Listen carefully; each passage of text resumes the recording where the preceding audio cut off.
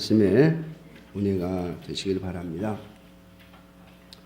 오늘 읽어드린 다니엘 6장에 나오는 이야기는 다니엘이 유다가 멸망하고 바벨론이라고 하는 나라의 포로로 끌려가서 그곳에서 하나님의 은혜를 입어 이제 느부갓네살 왕 밑에서 총리가 되었었고, 그리고 오늘 두 번째 메대라고 하는 나라의 다리오 왕 밑에서 또 한 번 총리를 하는 그때에 일어났던 일입니다. 다니엘서에 다니엘에게 나타난 하나님의 기적을 이야기하는 이야기가 크게 두 가지가 있는데요. 첫째는 느부갓네살 왕 때에 풀무불 속에 들어갔음에도 불구하고 불에 타 죽지 않고 살아나온 이야기, 그리고 또 다니엘에 대한 두 번째 기적의 이야기가 오늘 본문의 이야기입니다. 그런데 오늘 본문의 이야기는 BC 538년 경에 일어났던 일로서 다니엘이 하나님 앞에 예루살렘을 향하여 하루에 3번씩 기도하는 것을 근거로 해서 빌미로 해서 다니엘과 함께 총리를 하던 메대 다리오 왕 밑에서 총리하던 총리들과 그리고 120도를 다스리는 고관들 일부가 다니엘을 모함하여 생긴 일이죠.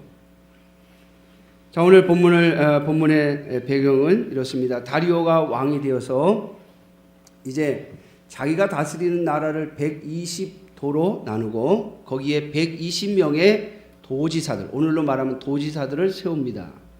그런데 그 120명의 도지사들을 다 관리할 수 없으니까 그 위에 총리 셋을 두고 적당히 셋으로 나누어서 이 총리들이 관할을 하게 만들었어요. 그런데 일을 시키다 보니까 다니엘이 다른 총리들보다 월등히 다리오 왕이 볼 때에 일을 잘하기 때문에 이제는 그 총리들 위에 최고의 총리로 다니엘을 세우고자 하였습니다. 자, 그러자 다른 총리들과 그리고 고관들이 다니엘을 경계하게 된 것이죠. 여러분, 왜 그랬을까요? 왜 다른 고관들과 총리들이 다니엘을 죽이려 했을까요? 그는 다리오 왕 밑에서 정직하게 행했기 때문입니다.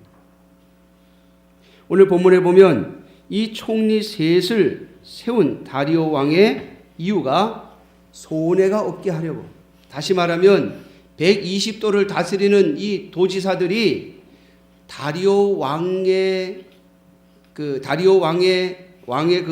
고난을 가지고 다리오 왕이 차지해야 될 이익을 중간에서 빼돌리지 않게 하려고 말이죠. 여러분, 오늘날 컴퓨터가 발전하고 그리고 모든 것이 전산화되어 있는 이 시대에도 공무원들이 슬금슬금 여기저기서 나라 돈을 빼먹는다죠. 컴퓨터를 조작하고 또 나라에서 돈이 나오고 선물이 나왔는데도 그걸 주지 않고 중간에서 떼어먹는다잖아요. 얼마 전에 뉴스를 보니까 저쪽 강서구인가요? 총서원들이 이 설과 추석에 받아야 할 선물 세트를 떼어먹는 사람도 있더라고요. 그러니 여러분, 지금으로부터 약 2500년 전입니다. 또 거대한 나라를 다스릴 때 이 도지사들과 그리고 총리들이 얼마나 중간에서 부정부패를 행했겠습니까? 그 가운데 다니엘은 정직하게 행했기 때문에 그는 모함을 받은 것입니다. 여러분, 하나님의 백성은 어디에 있든지 어느 곳에 있든지 또 어떤 권력 아래 있든지 정직하게 살아가는 것이 하나님의 백성들의 삶의 의무이며 사명입니다. 사랑하는 성도 여러분, 며칠 전에 뉴스를 통해서 우리는 방산비리를 저지른 한 회장이 잡혀 구속됐다고 하는 뉴스를 접했습니다. 그런데 제가 본 어느 뉴스에 보니까 그분이 어느 성결교단의 유명한 장로님이라고 하더군요. 여러분, 하나님의 백성의 참된 사명은 얼마나 대단한 일을 했는가에 앞서 하나님과 그리고 이 땅에서 얼마나 정직하게 살아갔느냐가 중요한 것입니다. 다니엘은 비록 나라를 잃어버린, 그래서 포로로 끌려와서 아무 곳 의지할 곳 없는 그러한 땅에서 나라가 바뀌고 바벨론이 멸망되어지고 메대라고 하는 나라가 바뀌었음에도 불구하고 그는 그곳에서도 하나님의 백성으로 정직함을 잃지 않았습니다. 그래서 그는 모함을 당했고 사자굴에 들어가는 어려움을 겪었던 것입니다. 사랑하는 성도 여러분, 하나님의 자녀는 이 땅에서 하나님의 백성으로서 정직하고 의롭게 살아가야 할 사명을 가지고 있음을 잊지 마십시오. 자, 그런데 오늘 본문에 보면 다니엘에게 어떤 흠을 잡으려고, 다니엘을 모함하려고 그 흠을 찾아보았는데 어떠한 업무 속에서도 그의 흠을 찾을 수 없어서 총리들과 그리고 고관 일부가 다니엘을 모함할 근거로 신앙을 건드렸습니다. 다니엘에게 아무 허물도 찾을 수 없었기에 그들은 하나님의 율법에서 그 근거를 찾아야만 다니엘을 죽일 수 있다고 생각했고, 그리고 다니엘을 유심히 지켜보는 가운데 다니엘이 하루에 3번씩 기도하는 것을 알고 그걸 근거로 다니엘을 죽일 모략을 짠 것이죠. 오늘 그들의 모략은 전부 거짓말이었습니다.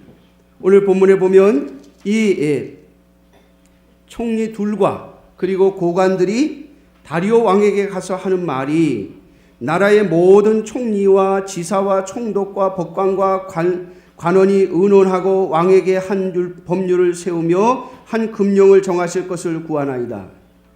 여러분, 다니엘하고 의논했겠어요? 안 했겠어요? 안 했죠. 성경에는 없지만은 120도를 다스리는 도지사들 중에 아마도 다니엘의 세 친구들도 있지 않았을까 생각해 볼 수 있습니다. 모두 다 의논했다는 말은 거짓말이었습니다.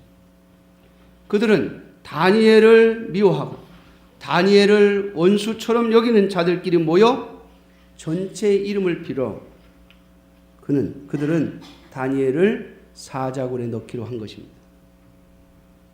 자, 그런데 오늘 본문을 보면 아주 이상한 것이 있습니다. 다니엘이 10절에 보면 다니엘이 이 조서에 왕의 도장이 찍힌 것을 알고도 자기 집에 돌아가서 윗방에 올라가 예루살렘을 향한 창문을 열고 전에 하던 대로 하루에 3번씩 무릎을 꿇고 기도하였다. 여러분, 다니엘이 모르고 당한 것이 아니에요. 메대와 바사의 전례를 따라서 왕의 도장이 찍히면 바꿀 수 없다는 것을, 다시 말하면 왕 자신도 바꿀 수 없다는 것을 뻔히 알면서 그것이 자기가 예루살렘을 향하여 기도하는 것을 근거로 자기를 사자굴에 집어넣으려고 하는 음모인 것을 뻔히 알면서도 다니엘은 예루살렘을 향하여 하루에 3번씩 기도하던 것을 멈추지 않았습니다. 여러분, 그 이유가 무엇인지 아십니까? 우리는 하나님 앞에서 우리가 신앙생활을 하면서 조금만 나에게 불이익이 올 것 같고 조금만 나에게 위험이 올 것 같으면 적당히 세상과 타협해 버리는 자들이 아닙니까? 하나님 앞에, 하나님 조금만 기다려 주십시오. 하나님 나중에 하겠습니다. 나중에 내가 더 잘하면 되지요. 라고 말하는 것이 우리의 모습이 아닙니까? 다니엘 또한 하나님 앞에 하나님 이건 왕도 못 바꾸는 금령입니다. 그러니 내가 한 달만 쉬겠습니다. 라고 하면 되지 않겠어요? 꼭 굳이 예루살렘을 향하여 창을 열고 하루에 3번씩 기도하는 것을 꼭 그대로 했어야만 했습니까? 자기를 지켜보는 눈들이 있다는 것, 지금 이 금령이 자기를 잡으려고 하는 음모라고 하는 것을 뻔히 알면서도 다니엘은 예루살렘을 향하여 창을 열고 기도하는 것을 멈추지 않았습니다. 여기에는 2가지 이유가 있습니다. 첫째는 다니엘은 다니엘서 9장인가 보면 다니엘이 예레미야 선지서를 읽다가 하나님께서 이스라엘을 다시 회복시켜 줄 것이라고 하는 예언의 말씀을 읽었습니다. 그 말씀을 읽고 나서 다니엘은 자신이 무엇을 해야 하는지를 깨달은 것이에요. 아, 내가 예루살렘의 회복을 위해서 기도해야 되는 것이구나.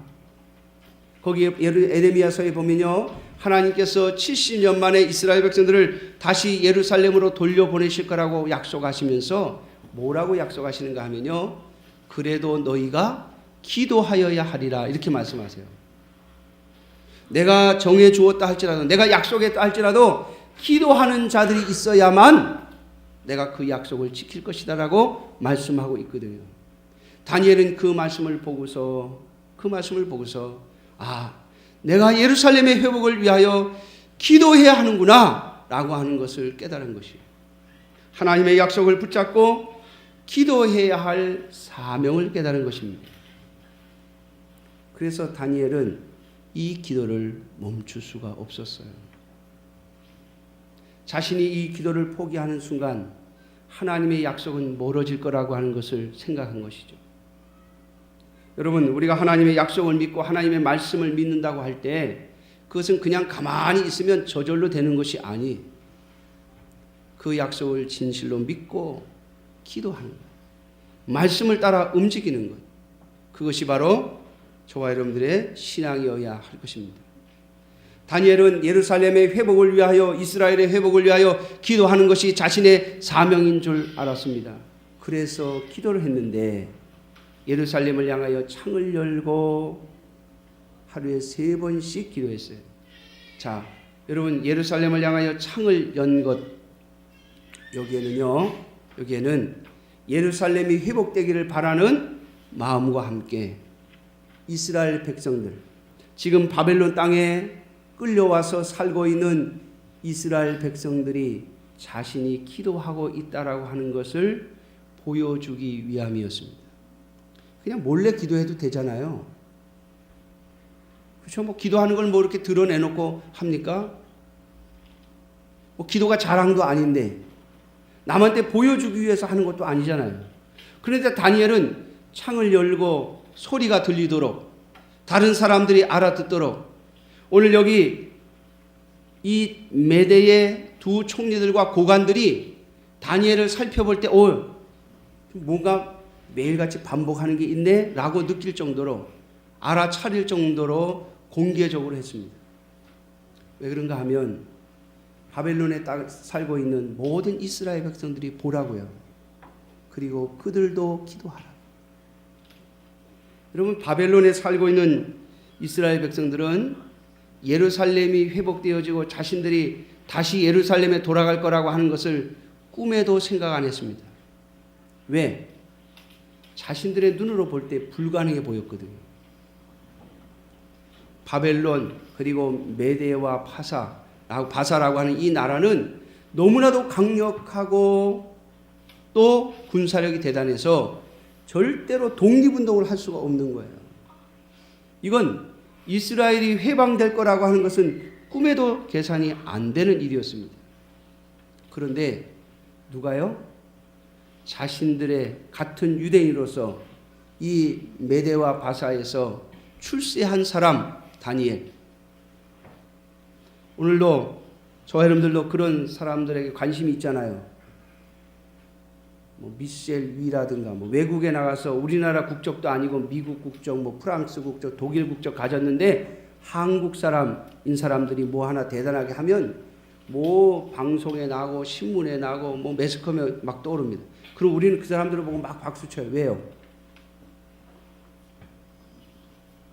여러분들하고 무슨 관계가 있습니까? 그 박수 치면 뭐가 떨어집니까? 우리나라 사람이라는 거, 한국 사람이라는 거 그거 하나 때문에, 그죠? 여러분, 유대인들에게 있어서 지금 이 머나먼 타국에 포로로 끌려와 가지고 거기서 밑바닥 생활을 하고 있는 이 유대인들의 입장에서 다니엘은요 항상 관심의 대상입니다. 다니엘이 관심의 대상입니다. 왜? 다 어렵게 사는데 다니엘이 출세했잖아요. 그러니까 어떻게 해서든지 다니엘의 도움을 받았으면 좋겠고 또 다니엘이 잘 됐으면 좋겠다. 그러면 자신들을 보호해주고 자신들에게 유익이 될 것 같으니까. 여러분, 월드컵에서 우리가 4강을 하니까 축구는 4강을 해서 우리 좋은데 우리 백성들에게 무슨 이득이 있습니까? 전 세계 어느 곳에 가더라도요 월드컵 4강 코리아 그러니까 다 알아보더래요. 왜? 2002 월드컵 때 우리가 4등 한 것이 전 세계 방송이 됐어요. 그러니까 우리나라 코리아를 몰랐던 나라들까지도 다 알게 됐어요. 그래서 가는 곳마다 한국 사람이라 코리아 사람이다 그러면 야 축구 잘하는 나라 이러면서 알아주더라는 겁니다. 여러분, 다니엘이 그렇게 유대인들에게 관심의 대상이에요. 그런데 그 다니엘이 뭘 하고 있어요? 하루에 3번씩 예루살렘을 향하여 창을 열고 기도한다는 소식을 듣고 믿음을 따라가는 자들은 다니엘과 같이 기도했을 거 아닙니까? 여러분, 다니엘이 기도하는 이 기도는 사명이었습니다. 사랑하는 성도 여러분, 오늘 이 땅에서 하나님께서 주신 사명을 따라 사는 자, 그 자가 가장 복된 자가 될 것입니다. 사명을 따라 사는 자에게 하나님의 역사와 기적이 함께하는 것입니다. 그저 나 하나의 유익을 생각하며 나 하나 편히 살자고 하는 것에 마음을 두는 자들에게 하나님이 무슨 역사를 하시겠어요? 여러분, 만일 다니엘이 야, 한 달 동안만 그냥 쉬자. 뭐 기도가 그 뭐 대단한 거라고. 상황을 보니까 이스라엘이 독립하기는 이스라엘이 해방되기는 불가능해 보이는데 내가 기도 한 달 쉰다고 뭐 별일이야 있겠느냐. 여러분, 만약에 그런 마음으로 다니엘이 기도를 멈췄다면 사자굴에서 살아나오는 기적의 역사는 경험하지 못했을 것입니다. 그러므로 사랑하는 성도 여러분, 다니엘은 사명을 따라 사자굴에 들어가고 하나님은 그곳에서 다니엘을 건져내셨음을 기억하시고 저와 여러분들의 인생 속에서 하나님이 주신 사명을 따라 살아가는 여러분들이 되시기를 주님의 이름으로 축원합니다. 다니엘이 사자굴에 들어간 이유는 바로 사명 때문이었습니다. 자, 그런데 저는 오늘 이 말씀을 통하여 한 가지만 더 보기를 원합니다. 하나님께서 다니엘을 모함하는 자들을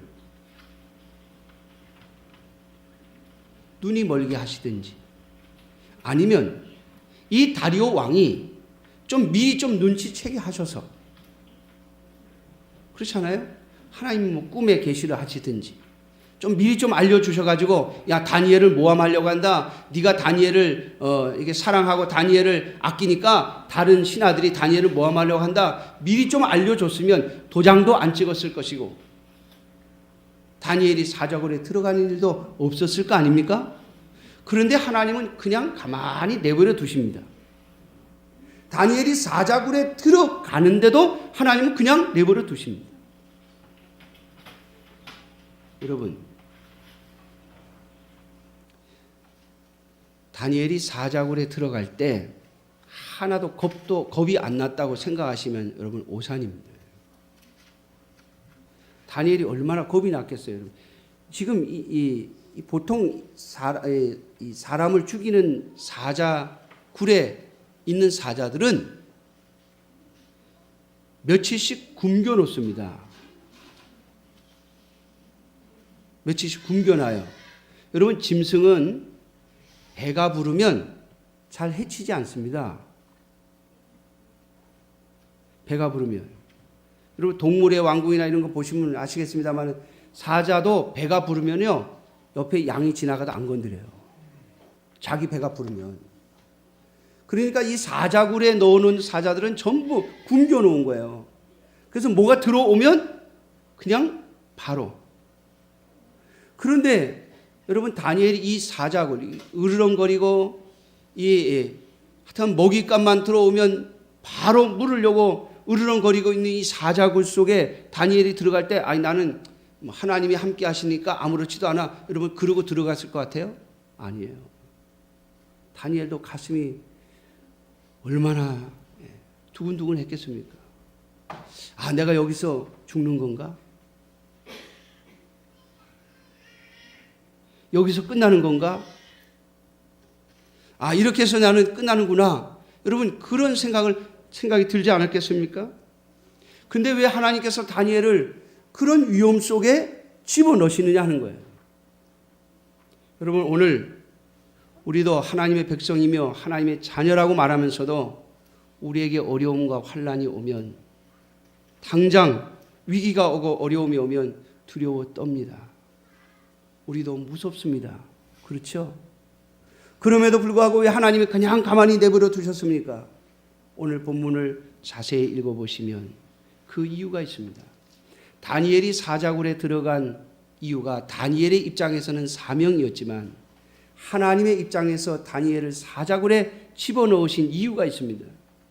그것은 다니엘의 모든 원수를 제거하기 위함이에요. 다니엘이 살아나온 것으로 끝나지 않았습니다. 다니엘을 모함했던 이 30일 동안 왕 외에는 어떤 신에게도 기도나 또 신을 섬기지 못하게 하자고 나와서 이 다리오 왕에게 금령을 선포하시기를 원했던 자들, 이 자들을 다리오 왕이 다 그 처자식까지 다 끌어다가 사자굴에 넣습니다. 다니엘의 무지함이 나왔으니 무지한 다니엘을 죽이려고 했던 너희들이 대신 들어가라. 그런데 그 총리들과 고관들만 들어간 것이 아니라 그 처자식까지 다 집어넣었다 그랬습니다.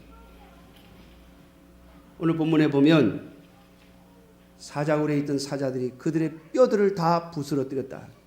하나도 남김없이 싹 죽여버립니다. 그리고 오늘 본문에 이제 25절에서 27절에 보면 다리오 왕이 자기가 다스리는 이 메대와 바사 이 나라 위에 이스라엘의 하나님 여호와의 이름을 높입니다. 자, 이렇게 함으로써 이제 이 메대와 파사에 사는 하나님의 백성들인 유대인들은 마음껏 여호와 하나님을 섬길 수 있는 길을 열어놓으신 거죠. 뿐만 아니라 오늘 읽어드린 본문 맨 마지막 28절을 한번 보시기를 바랍니다.